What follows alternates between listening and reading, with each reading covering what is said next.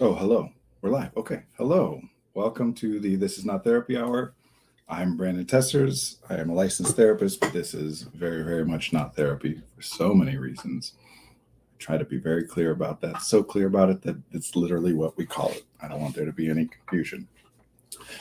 This is just an open conversation uh, where I'm here for an hour a week, and anybody who wants to be here and chat with me about anything, we can do it. So, for those of you who are here, thank you for being here. Uh, I appreciate it even more. Those of you who are not only here watching, but also in the chat and putting things out there, so I don't feel like I'm totally alone. Uh, no, really, what is more fun for me, for sure. But if I don't have any specific input that I can observe about the people that I'm talking to, I just have to guess what you guys might be interested in here, guess how you might be interpreting the things that I'm saying. So it's more helpful for me to get specific feedback from you guys. In fact, just as a bit of an aside, I suppose, I've been in conversation with different people recently, especially, but for a while now, about what what it would mean, what it means to be neurodiversity affirming uh, in whatever you know area we're discussing. Mostly, we're talking about therapy and education and parenting and things like that.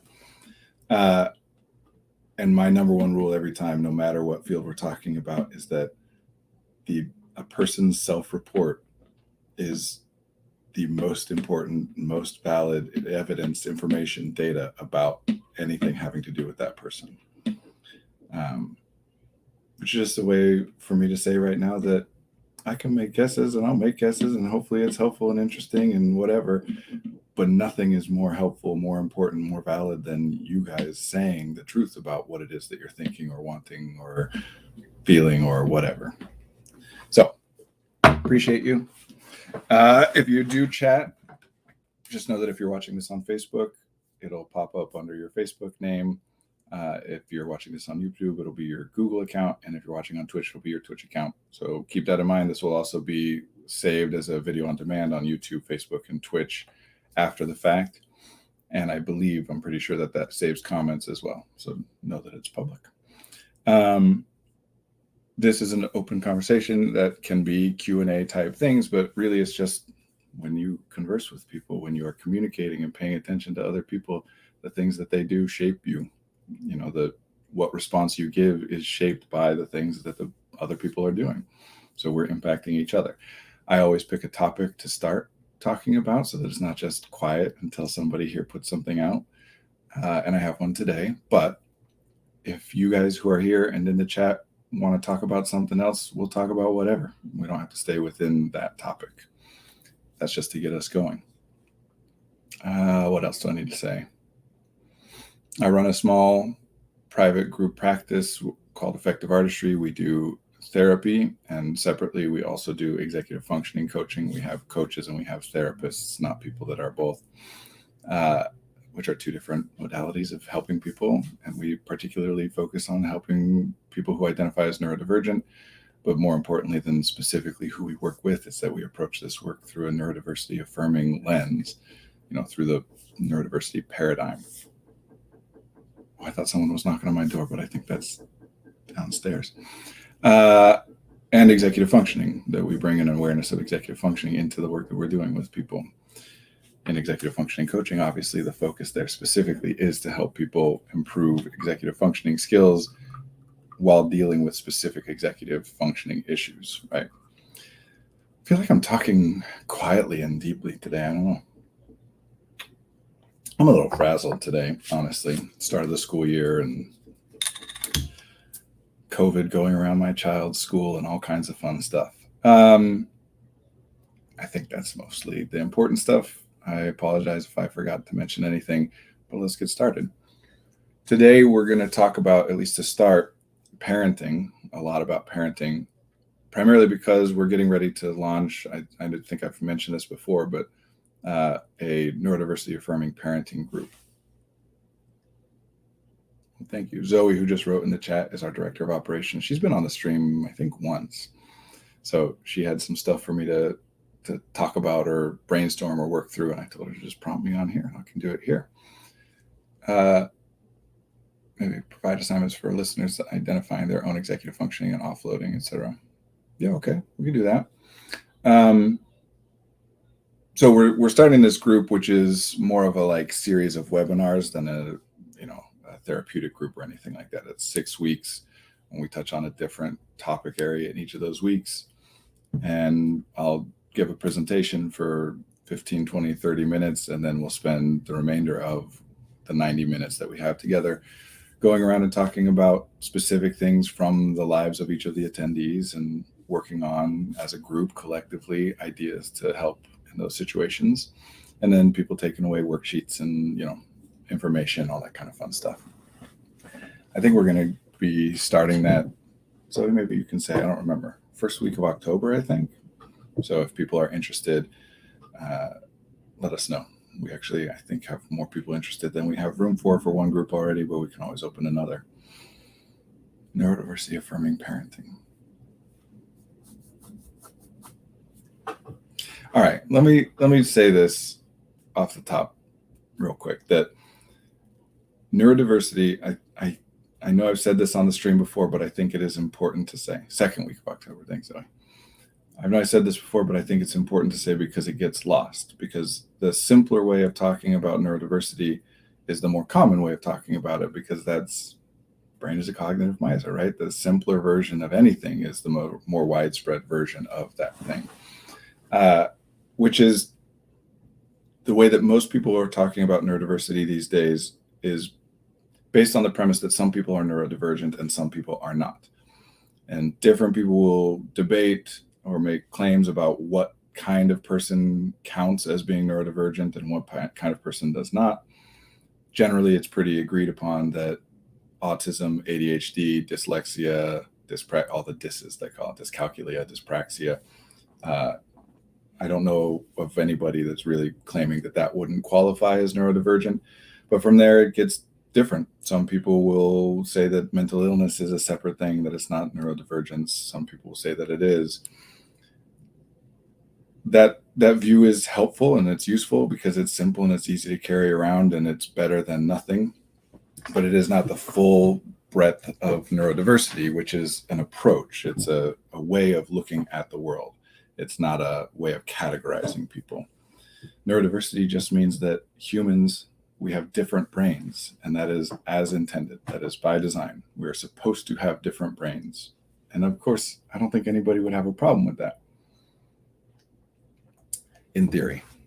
In practice, our culture for a long time has been primarily based around, in the ways that we talk about neurodiversity anyway. Prior to the concept of neurodiversity, was primarily talked around in what we call the deficit model, which is we can draw a circle around what we would call normal functioning, and we could also call it healthy functioning or common or good or appropriate. All of those things are considered to be the same thing. So any way of being that exists outside of that circle is considered to be a deficit. It is a deficient way to be. And that the goal then is to take anybody who is outside of that circle in any way and get them inside the circle through whatever method you're using to try to do that. That is still the predominant way of looking at all of this stuff in our culture. Neurodiversity is a specific philosophical and political approach that's a response to that, which is to say, we can talk about what is normal in terms of what is most common. We can't talk about what is normal and just assume that means what is best or what is good or what is right or what is healthy. And therefore, we can't assume that things that are not normal are therefore unhealthy or bad or deficient in any way. We're different. I'm 6'5". You're probably not 6'5" because not many people are. Any way of being is situationally advantageous or disadvantageous. Being 6'5" is great when I want to reach something from a high shelf or when I want to play basketball, although I'm actually terrible at basketball. I'd probably be a lot worse if I was shorter than I am. And it sucks when I'm trying to fly across the country in coach or when I want to buy clothes at the store and I can't find anything that fits me. It depends on what you're trying to do and the context in which you're trying to do it. Humans, we're a population, we're a group, we're a community. The largest version of that would be the whole species. And then, of course, there's infinite ways to subdivide that down. And what we do well, what our brains and bodies are designed for, is to communicate and collaborate with each other, to specialize, that I handle this while you handle that. It allows us to divide things up. It allows us as individuals to specialize and become very efficient and knowledgeable at certain limited tasks, because we don't have to do all these other things because other people are doing it. You probably don't grow your own food or make your own clothes, which frees up the time and energy and other resources that you would have been spending on that to focus on whatever it is that you are focused on, right? So I know a lot about this and all this stuff, and I spend hours and hours and hours every day working on this, talking to people, thinking about this, reading and learning, and I'm not spending that time and energy thinking about other things that I am glad other people are handling, right? So I have to stipulate that stuff at first, because if we're going to talk about being neurodiversity affirming, a lot of people are going to view that to mean, okay, here's how to do something in a way that works for what they would call neurotypical people, normal people. But if someone isn't neurotypical, they're neurodivergent, here's how you can do things to help support them, which is great. Like I said, it's better than not doing that. But even better than that is to say, here's how you can do things in a way that is focused on the specific individuals in front of you with whom you are doing those things, so that it doesn't matter whether you qualify them as neurotypical or neurodivergent or any other thing, because it doesn't presuppose any way of being. It takes into account the way that they are. It is adjusted and adapted for you, whoever you are, whether you qualify as having a particular diagnosis or qualify as being neurodivergent according to yours or anybody else's opinion. Those are good and important things to know because they're helpful. They carry a lot of information. But in education, they call this universal design, that we want to design things so that rather than having to, actually, I saw a great comic I wish I could find it. I should try to look at it. And obviously I didn't create it, but I think it illustrates it well. I think a lot of people have seen the like little visual, the comic of three people, a tall, medium height, and short person standing behind a fence trying to watch a baseball game. And there are three boxes, and it's about equity versus fairness versus justice and all those kinds of things, right? So in the first image, it's the tall person has all three boxes, but they didn't need any to see. And we talk about that as inequity. And then it's in the second one, everybody gets one box, but then the tallest person can see but didn't need a box to see, and the middle height person, I don't know what word you use, average height person, can see when they couldn't have seen before because they needed a box, and the short person still can't see because they need two to get over the fence. So that's not that. I think that's generally what people would label that as equality, but not equity. But people use different words differently. And then the third image is everybody can see and everybody's at the same height because the tall person has no boxes, middle has one, and the short person has two. I saw somebody modify that recently, I don't know how old it is, where the fourth one is justice, and it just takes away the fence. That's what we're talking about. As opposed to saying, this is how things need to be done. This is the right way to do things. And if you are incapable of doing those things because we have diagnosed you with blah, blah, blah, blah, blah, that's deficit model. But if you are incapable of doing those things because of some condition or whatever, then we will provide you with specific supports designed for people who share that condition or that way of being, or who also meet the criteria for that diagnosis, to be able to accomplish what we're asking you to accomplish in the first place. Whereas what we really want to go for, universal design, is to make it so that we don't need to do accommodations because we have removed any artificial barriers to entry, that we are focused in on specifically the intrinsic meaning and value of the things that are happening, not stipulating that something must be done. And if you are bad at that thing, okay, fine, we'll help you out with some kind of accommodation to be better at that thing, but it still must be done. Does that make sense? So neurodiversity affirming anything to me means a way of doing that thing that takes into account the fact that every single person is unique and no rule is going to work well for everybody. And it doesn't really matter how much you divide people up into smaller and smaller groups. If we say, okay, well, this rule for everybody, well, that doesn't help autistic people. So this rule for autistic people, well, that's still not going to help all the people that fit into that category. So we just want to design something that is individualized from the jump instead of assuming it must be done this way unless it can be proven or justified that we should do it in some other way. This is really, really important to me and very common and very problematic, especially for neurodivergent people. People humans, the way that we operate is we just do things the way, to the best of our ability, the way that we observe other humans doing those things. That's the first and fastest and easiest way to learn, is to just watch and mimic. It's not until something that we're mimicking causes a problem then that we say, wait, am I doing it wrong? Or is that way of doing it, did it rely on something that was true about that other person I saw doing it, but isn't true about me? And usually we start with that first one. I must be doing it wrong. I must have missed something. And then, no, I'm going down a whole path I don't need to go down. The problem with that way of doing it is that it's like saying that I need help. What do you mean need? How bad does it have to be? As opposed to being able to just say at the very first sign of discomfort, the very first sign of something not being a good fit or something not working, to say that right away, to explore that right away. It's, okay, that didn't work, but I'll keep trying. That didn't work, but I'll keep trying until it reaches a certain threshold of discomfort, pain, struggle, suffering, whatever. And then you can say, okay, now I'm allowed to ask for something to be different. And then people tend to look for this new secret set of rules. Okay, the regular rules didn't work for me. I need the special rules for people like me. Rules don't work for everybody.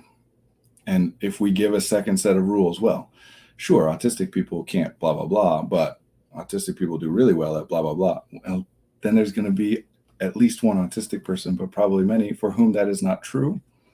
And now they're going to have to go through that experience all over again of, okay, well, the normal stuff didn't work for me and I felt bad about it, but then I realized it's not my fault. It's just that I'm different than other people and I'm autistic. Now the autistic stuff doesn't work for me either. Now how does that person feel? That, oh man, I'm so different or weird or unusual or have such large deficits that I can't even be helped by the things that are meant to help people like me. What's wrong with me? So we're removing the fence instead of figuring out how many boxes everybody needs.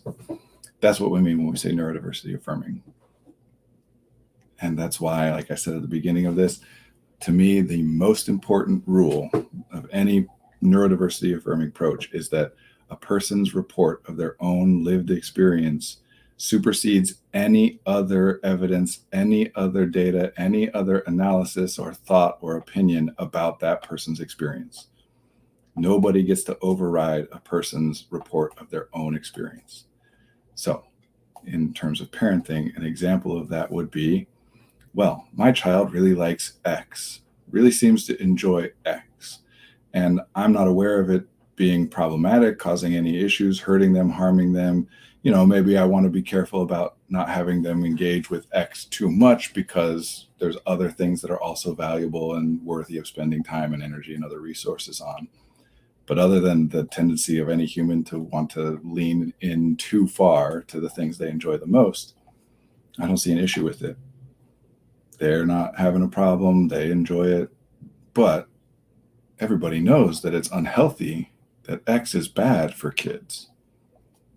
That's an example of, if you then try to limit or restrict their access to X, their ability to engage with whatever X is, that's an example where you are superseding their report, your observation, and your experience, their experience, with expert analysis, research, evidence, whatever. And all that stuff is good and valid. I'm not trying to take away any of that. But it is not meant to be applied at the individual level. That's not what large-scale studies are for. Obviously, they're done at large scale for that reason. In fact, when you get a result in one of those studies that significantly differs from others, you call it an outlier and you throw it out of the data more often than not. You say, oh, that was just some weird, who knows, we can't explain it, but it's only one, so it's not a valid piece of information. It's just neglected from then whatever analysis is done of the data that you collected. Studies, evidence, all this stuff is massively important. I'm all for it, not trying to take away from it. It is not meant then to guide your decision-making on a personal level beyond what it is for, which is to say, well, it seems as though most people who are dealing with this are benefited by this, or most people who are doing this thing face this negative consequence later on. It does not mean that you as an individual will. And parents in particular are stuck here because, of course, you want your parenting to be guided by best practices. You know that there are things that you don't know, that other people, like we talked about before, who are more specialized and have more of an opportunity to know more, study, talk, learn, think about that, about parenting, about childhood development, that you want to rely on their expertise. And that's a great thing. Just remember that expertise is large scale, not specific to an individual. So the thing that I find to be most helpful and what I try to focus on then as an expert is either working with somebody one-on-one or, in a small, where we can be individualized to the person or small, couple or family or small group or whatever. Or if we're going to do something on a large scale, like a presentation or a webinar or just putting thoughts out there or whatever, then we have to focus on frameworks and approaches, not specific recommendations. Otherwise, we create the implication, no, not create, otherwise we imply that the specific recommendations we're giving should work. And if they don't, you are doing something wrong. And we're right back at square one. Again, especially parents. I have 3 young children myself, in case anybody doesn't know. What is more important than their future well-being, right? Their current well-being, and that's it. So everything else, I'd be willing to make changes and sacrifices. And if I believe that it will be better for them in the long run to do this thing, then I'll do that thing. I'll pay a high cost. And then as parents, that means that we're often chasing around the latest trends or fads or whatever, recommendations from different experts, because we're trying to do what's best. And we know that there are things that we don't know. The biggest problem with most of that approach to parenting is that it disenfranchises the child. The best source of information about your child is your child. And we don't tend to approach it that way because in this culture, it is mostly thought of as that kids are basically incomplete versions of adults, that they are less than or incomplete, that they are subordinate, some deficient version of grown-ups, which is not the case at all.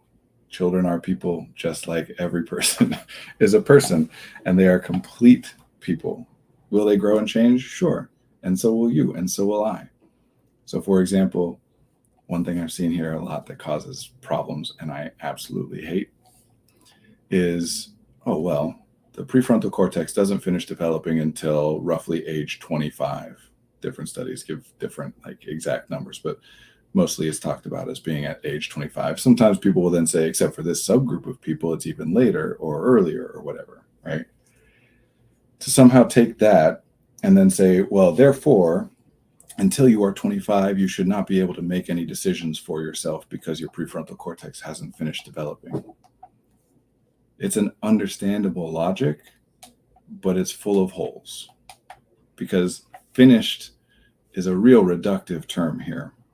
We just mean it does not have all the pieces and it is not the size that it will eventually be, but it doesn't ever stop. Your brain does not stop changing. We have a term for it, brain plasticity, although brain plasticity is usually used to refer to the fact that even if we damage a part of somebody's brain, not we damage, but even if a part of someone's brain is damaged, that the brain is able then to work around that damage, and other parts of the brain which were previously responsible for different things start to take on the load of whatever that portion of the brain.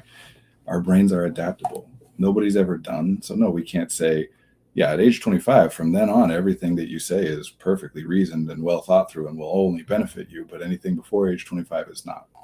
And of course, nobody would take it to that extent. But I have seen on many occasions people say, yeah, your brain isn't fully developed yet, so I'm basically dismissing what you're saying, which is not neurodiversity-affirming approach to tell people that you're dismissing what they're saying about their own experience.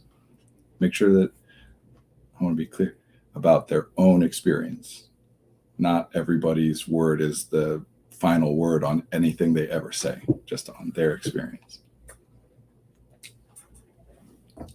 Anyway, I hope that's enough to say for now about what this approach is, what we're talking about doing, which is mostly just helping parents to understand that while it's useful to have all that other information and consider that other information, that at the end of the day, the best thing for any parent and child duo, dyad is our fun fancy term, is for that parent and that child, or the co-parents and that child, or the co-parents and those children, or whatever, to sit down and explore things for themselves, communicate one with another, and understand each other so that you can come up with ideas and try things and say things and see how it goes and then modify. I'm sorry, so I'm not going on your prompt. I will, but I want to say this last thing first. Not first overall, before I go on to your prompt. There's what's called operant conditioning, which just means punishments and rewards, right? So there are many concepts like this that people developed the concept and explored it and kind of labeled it and categorized it and understood it in more depth and detail scientifically, but it's something that's always happened. We're looking at something that humans do and naming it and trying to understand it better, as opposed to coming up with a concept or an idea of something. There's always been punishment and rewards, right? Operant conditioning is a behavior management technique, meaning after somebody does something, you either do something that they like, positive reinforcement, you give them something that they enjoy. Negative reinforcement, you take something away from them that they dislike so that their experience is improved. Punishment, you either do something, give them something that they don't like, or take away something that they do. And you connect it to the behavior. Because you did X, I am punishing you. Well, that makes it less likely that they're going to do X again in the future. Because you did Y, I am giving you this nice thing. That makes it more likely that they'll do Y again in the future. So it's a way of managing people's behaviors. It is not in any way, shape, or form a way of managing people's internal, subjective, lived experiences. You can get anybody to do anything given the right context.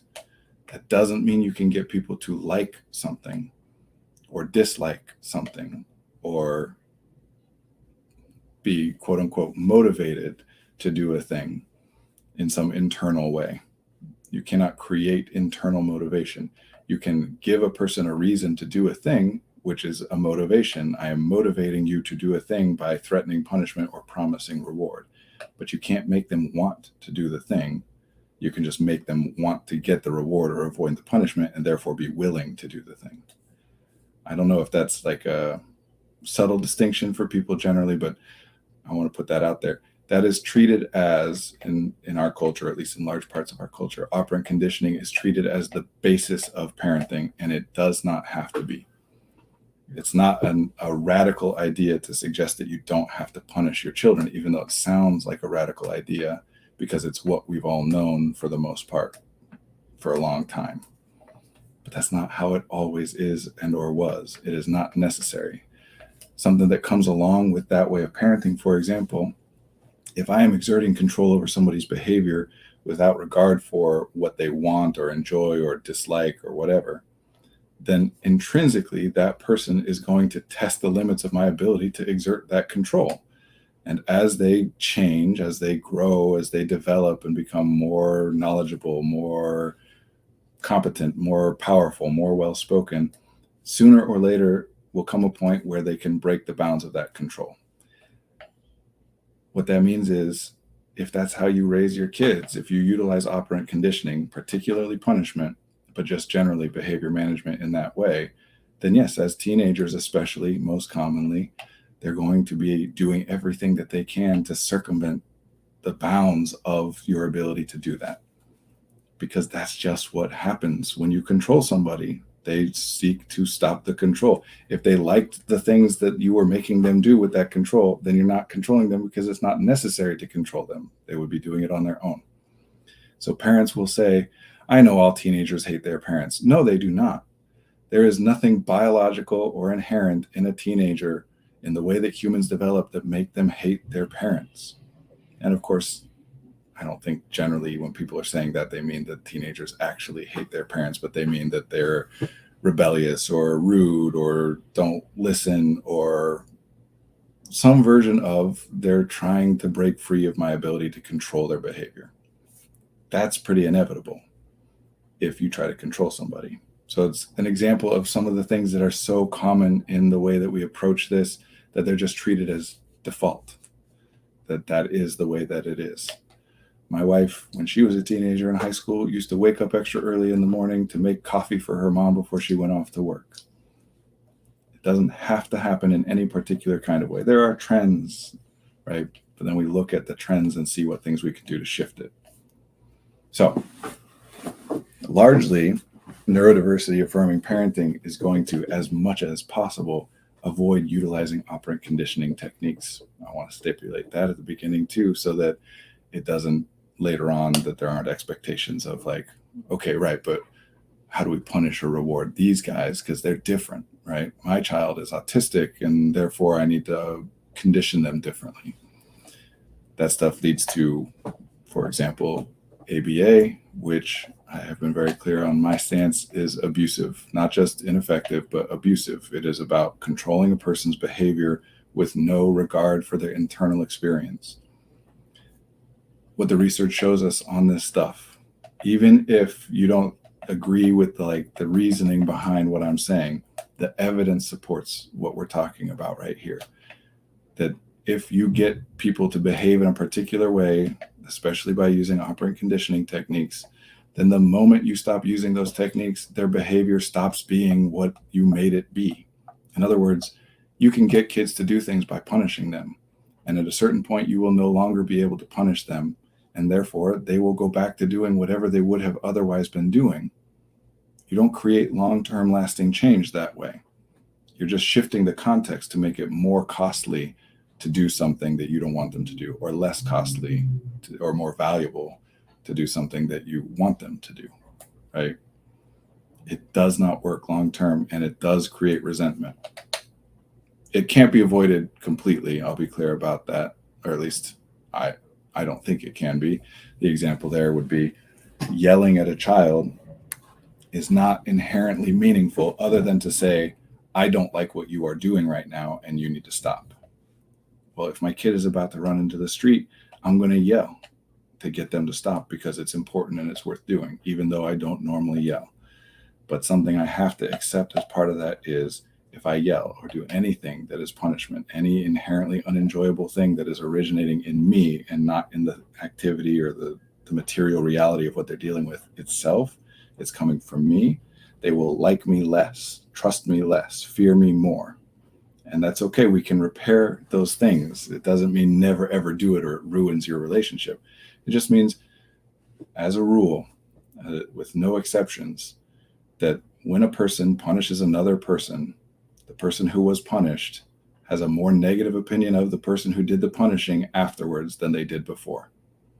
And as a quick aside, that is still true when it's you punishing yourself, just to be clear. Anyway, setting a lot of parameters here, but now getting to identifying executive functioning and offloading. So as a parent, in these webinars, we're going to talk about, and we're still, finalizing details and things, working on it, so it could shift. But at the moment, we're breaking it down into the first week is talking about neurodiversity, what that means and what to do about it, how to incorporate that into your parenting style. Second week, we're talking about executive functioning and what that means and what to do about it and incorporate it, blah, blah, blah. Third week, we're going to talk about specifically the accomplishment equation, which is something I've presented here before, the costs and value, looking at how to modify behavior without it being operant conditioning, because you can do that. You can get people, help people, cause people to do the things that you want them to do or avoid doing the things that you don't want them to do without using operant conditioning, which I know sounds ridiculous. That's what we know. And then we'll talk about resources, we'll talk about communication and socializing, and we'll talk about internal subjective experiences at the last of it to try and give some way to approach that. So Zoe's prompted us to talk about that second week and the executive functioning. So one of the things that we're talking about doing is, excuse me, I need to drink some water. so much better when I have a second person with me, so I don't just have to feel awkward about being silent for a second to drink water. Most of what people talk about as executive functioning these days, usually when that term is used, people are talking about two different things. One is executive dysfunction, the other is offloading.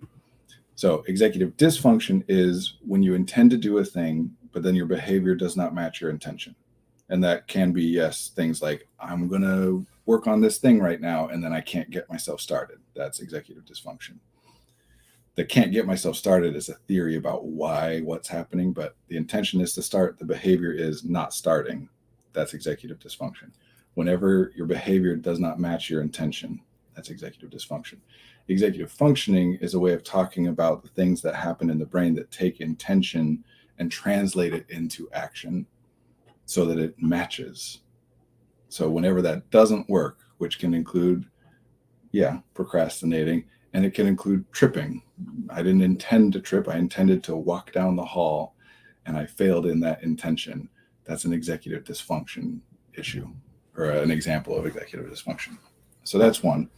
The other is offloading. When people are talking about things like calendars and schedules and alarms and whatever, different organizational systems, all of which are great and wonderful and helpful. And we do a lot of helping people, especially in executive functioning coaching, develop those things in ways that work for them as individuals. It is not executive functioning. It's offloading, which means it is something that you are doing outside of your head, whether it's a system that you're engaging in or, help that you're getting from other people or a way of setting things up.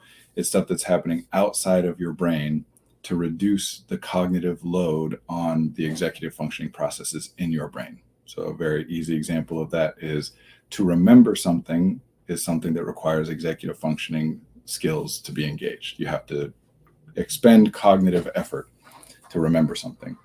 But if you write something down, now you no longer need to remember it. You just need to remember where you wrote it down, which is something that at the worst still takes fewer cognitive resources than remembering the thing itself. But if you get it set up to be a system that is habitual, that you use over and over and over the same way all the time, eventually you don't even have to remember that anymore. Just think about typing, right? When you first learned to type, if you ever learned to type, home row or touch typing, whatever, you have to think about it a lot, and it's slow and it's effortful, but you do it enough and it gets to a point where you don't need to think about it anymore. So that's a big part of the advantage of using offloading systems, is that you can get to a point where those things are automatic, which is very difficult to do with any particular behavior because behavior shifts. Systems and frameworks, they can apply to many, many, many different things. If I have a calendar, anything that I have to think about doing, I can put into that calendar. Anytime I want to know what's coming up, I can look at that calendar. So it becomes a habit very easily. Whereas if I'm trying to do it without that, it's not about remembering the things I've got scheduled later. It's remembering this particular thing I have to do and remembering this other particular thing I have to do. So it doesn't become automated. Check the calendar can be automated. Another version of this, by the way, that I just find to be hilarious and very frustrating sometimes, at least for me, is notice, for example, if you open up your phone, you probably by default go to a particular app first. There have probably been times when you have opened up your phone with the specific intention of, I gotta Google this thing, or I gotta find where this thing's located or call this person. But you open your phone and then just by habit, because you're not expending enough focus and effort there, you open Twitter or TikTok or Instagram and start scrolling it. And sometimes you're like, wait, no, that's not what I'm doing. Sometimes it's an hour later that you remember that wasn't what you're intending to do.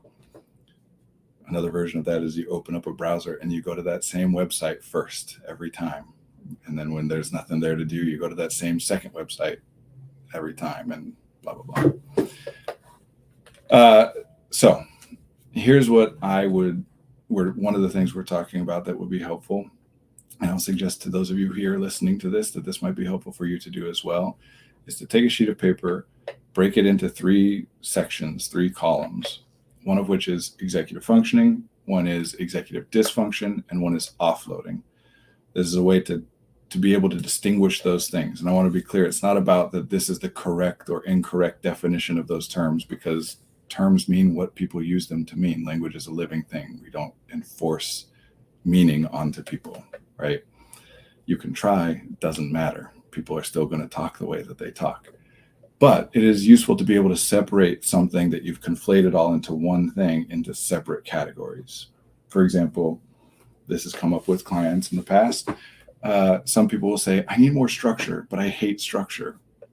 And it feels like I'm stuck. And therefore, the only answer must be that something's wrong with me. I'm messed up somehow, because how could I know that I need and want structure and do well with it, but also hate it and resent it and not want it? Be talking about multiple things, because structure is a concept. It's a label that you can apply to specific things. What you mean is that some of those specific things that you have identified as structure have been very helpful and beneficial for you, and some of those specific things that you have identified as structure you resent and hate. But if you loop it all or group it all up into just structure, then it's I love it, but I hate it. So what am I supposed to do? So we want to separate it out into different categories. The point of separating these things out into these 3 different categories is not to say, I'm going to give you a test later and I want you to be able to accurately identify what is offloading and what is executive dysfunction. It's just for you to be able to have, you can put whatever terms you want to put at the top of these columns. I want you to be able to distinguish between when my actions are in alignment with my intention, when what I'm doing is what I intended to do, which is something that people generally don't pay attention to. When is it that something I am intending to do, I don't end up doing, or whatever I do doesn't work out, doesn't have the effect that I was intending to have? And what are the things that I do or utilize or create or rely on external to me to make it easier for me to make it so that my actions do line up with my intentions? So executive functioning, executive dysfunctioning, and offloading. And you can start, if you like, by just trying to fill out as much as you can of examples that you remember. Keep it as recent as possible, right? That especially on the executive functioning side, I don't want you to look for like big past examples of, oh, here was a time I thought of a very tricky and difficult thing and managed it, which is great. But the whole point of this is that I want you to recognize that at every moment, your body is actually doing all kinds of stuff exactly as you want it to be doing. So try and keep it as close to the present moment as possible and go backwards on what did I consciously, not everything that your body is doing, just when you consciously intend to do a thing and then you do it, or whatever you do results in an outcome that is in line with what you were hoping to do, right? So I don't want you to put, well, my heart is beating, because that's not executive functioning. That's just autonomic. Your body is doing that with your brain is part of your body, your brain and your body. It's doing that without any conscious input. So only things that you consciously consider. Then if it works out the way you think of it, like I'm going to take a sip of this water and it worked. Good job, executive functioning. Second column is the opposite, executive dysfunction. When, again, starting in the present moment and moving backwards, trying to keep as close to the present moment as possible. What are times that you have an intention and then whatever it was that you ended up doing did not align with that intention? And I want to be clear, most people are going to focus on what we call initiation there. I don't like to call it initiation, but most people call it initiation, meaning I intend to do a thing, but I don't do the thing. I intend to start on something and I don't start. That is a particular version of this, and that's great. Put that in there. But tripping is executive dysfunction. I intended to walk to the corner without issue. Just to be clear, you probably didn't have a conscious intention to walk to the corner, but sometimes you have a conscious intention to do it and it doesn't work out. I have a conscious intention to play the song I'm learning on piano and hit the keys that I am meant to hit in the order and at the pace at which I'm trying to hit them, and I messed it up. That's executive dysfunction. And then third, look at the things in your life, again, starting in the present moment and working backwards, but staying as recent as possible. What are things outside of you, things that exist in the world, in the physical environment, that make it easier for you to be able to do the things that you intend to do? And that can include other people. It probably does. And it's important to recognize that a lot of your offloading is relying on, in fact, there's a concept that people call transactional memory. which refers to the idea that you store some of your memories in other people and they store some of their memories in you. And I know that sounds like very, I don't know, computer, like transferring data. It just means like you might not know everybody's birthday and your spouse does. They remind you when it's people's birthdays, whereas you're keeping track of, I don't know, significant holidays. I'm just trying to come up with a random example here. And they often forget that, oh, Labor Day is coming up, but you remind them. Passwords. I mean, a lot of, especially like close, either married or co-parenting couples or cohabitating people, will have situations where one of them knows the passwords more than the other, or I know the passwords for these things, you know the passwords for those things, and we reference each other. It's transactional memory. So if you are a parent, your children, probably their greatest offloading resource, the thing that they rely on the most to be able to follow through on, is you.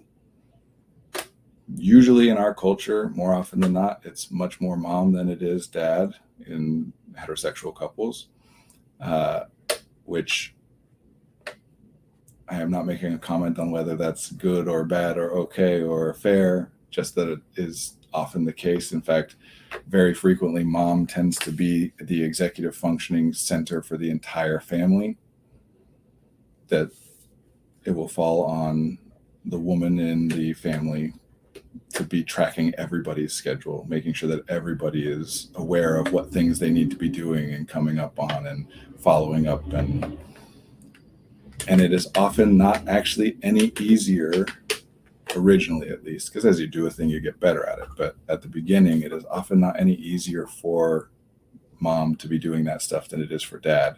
It's just that for various cultural reasons and social reasons, it tends to be assumed that mom will handle it. I don't want to go too far down that path right now. Maybe if there were people here to talk to and ask questions and whatever. So yeah, people go in that offloading. Any organizational systems go in that offloading. Things like I always put my keys in the same spot. So that key rack is part of my offloading, as well as the concept, the idea that I put my keys, that I put my keys there. There are people at work, if you work outside of the home, that you probably rely on for some offloading, as well as structures and systems that are in place at your place of work that you rely on, even if you're working from home, not physically at work, but within the context of work. So that's one way to start it, is to start with the present moment and work backwards. The other way, which I think is even more effective but harder to do, is to keep that thing with you. And as you go throughout your day, try to check in on, oh, there was some executive function, let me add it to the list. There was some executive dysfunction, let me add it to the list. Oh, here's something that's offloading, let me add that to the list. Did I answer your prompt, Zoe? I don't know if you're still here, but if so, give me another prompt. Otherwise, I'm going to just keep talking about, I don't know, what comes next. I'm trying to keep that as one specific assignment about identifying executive functioning offloading.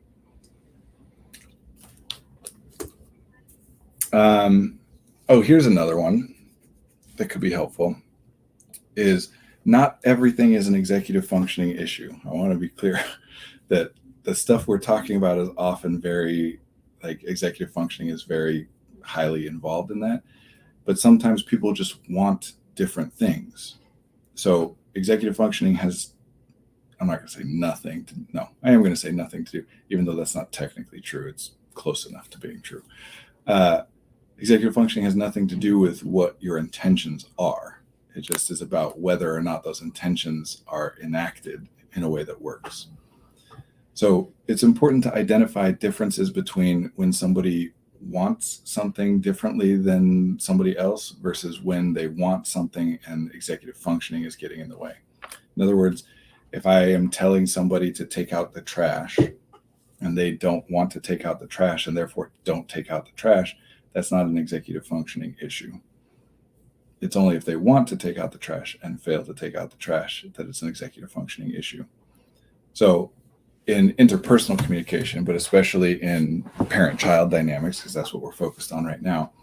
If you are trying to get somebody to do something or not do something or whatever, and they are not going in the direction that you're wanting them to go, it's important to identify which thing we're talking about here. And later on, we'll break that down even more specifically with cost and value, because that's a more useful way, I think, to look at it. It's not really this binary, because if you tell them to take out the trash and they hear that, they want to take out the trash if for no other reason than because they don't want you to be upset or they want you to be happy or whatever. But it's not a binary thing. We're treating it as binary for right now. Later on, we'll get more into the nuance. So really, we just mean, is it more an issue of they don't want to do the thing, or more an issue of they want to do the thing but are for some reason struggling or have been unable to do the thing? Biggest way to look at that at the beginning is the amount of distress it causes you. If doing something that you do or failing to do something that you're trying to do causes you a lot of distress, the fact that you do it or don't do it, that's an executive functioning issue. So people all the time will say, I don't know what's wrong with me. I just don't want to get it done, I guess. I'm not motivated to do it. I wish I was. Or a phrase I'll hear a lot is, I want to do it. And of course, those things, what does that mean? That you want to do it. You just mean, I want to do it. I wish I were actually doing it. And I think that the reason that I'm not must be because I don't want it. But if you don't want it, it wouldn't bother you that you're not doing it. Especially for academics, really. I mean, if nothing else, if I can get this one thing across more than anything else, this might be the thing I would pick out of this whole thing. Especially in academics, if the way that somebody is engaging with academics, if the way that they're doing or not doing their homework or preparing or not preparing for tests or whatever is causing them emotional distress, it is not an issue of motivation. It's not an issue of intention or desire or how much they value it. It is an issue of executive functioning. If it bothers you, that means you want it. The more it bothers you, the more you want it. Period.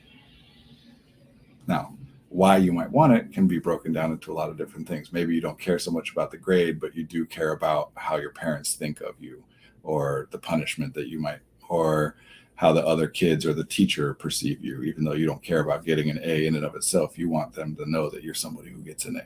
Whatever. We can talk about the elements of why somebody might want a thing, but hard and fast rule, if you are feeling distress about your own behavior, it's not an issue of that you don't want your behavior to be different enough.